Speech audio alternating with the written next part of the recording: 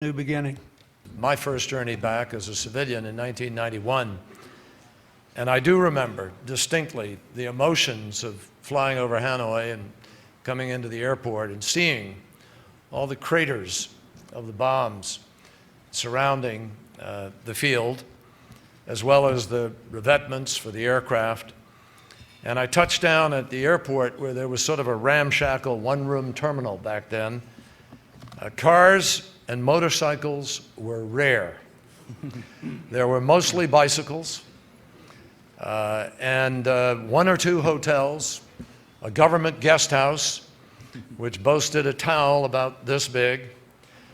And for locals, for the indigenous population, speaking to foreigners was still discouraged, and people were frightened. But even then, back in 1991, I will tell you, I sensed a possibility. And I sensed an untapped dynamism of the Vietnamese people themselves, an incredible outburst of generosity of spirit, a friendliness that totally belied the history of the prior years.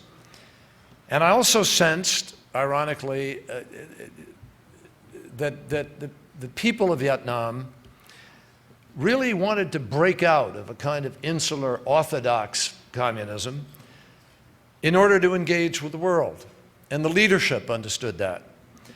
And it was then that this light bulb went on in my head, and I said, you know what? We could actually make peace. Now, of course, we understood that there could be no progress at all in trying to make peace unless we resolved an issue that very appropriately seized the conscience of Americans. And that was the question of whether or not American prisoners had in fact been left behind in Southeast Asia. I will tell you that our Vietnamese counterparts looked at us quizzically, and in some cases bemusedly, and wondered if we were just joking them or finding an excuse to continue an age of hostility. They weren't sure that this was real. But over time, they came to understand the connection that Americans had to that possibility and the degree to which it stood as a hurdle in our ability to be able to move forward and build a relationship. That unanswered question, as President Clinton knows and as John McCain knows better than anybody, that unanswered question helped to ensure that a decade of war turned into 20 years of silence. When we were both flying to Kuwait after the first Gulf War, John and I still had differences over the war. We had a different sense of perhaps what it was about, how it was for, its strategy, and certainly of what to do about it when you come home. And we found that our conversation on that flight, because by seniority we were seated next to each other, unwittingly the institution of the United States Senate actually worked its will and brought us together. And our conversation kept drifting back to that old conflict, and we finally addressed our different paths just by listening to each other, our different paths home, and the common experience of our service. And we found a shared vision of the way forward, what President Clinton just talked about how not being captives of the past, but finding the future.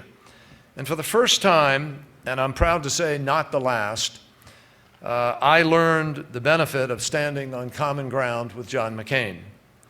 And so, against the advice of both of our staffs, we joined the committee and led the committee on POW/MIA affairs.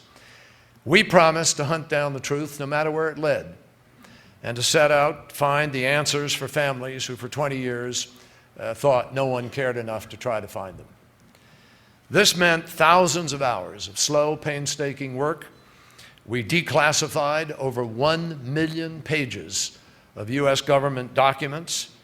I personally took some 14 trips to the region, Cambodia, Laos, and Vietnam, studied every detail of the stories of those hundreds who were still missing, and relived my own memories of that war.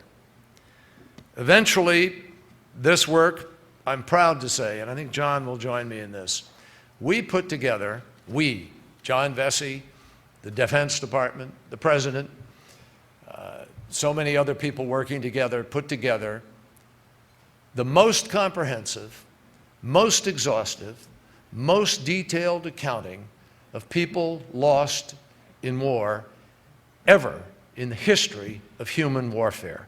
That's what we did together, we in Vietnam and here in America.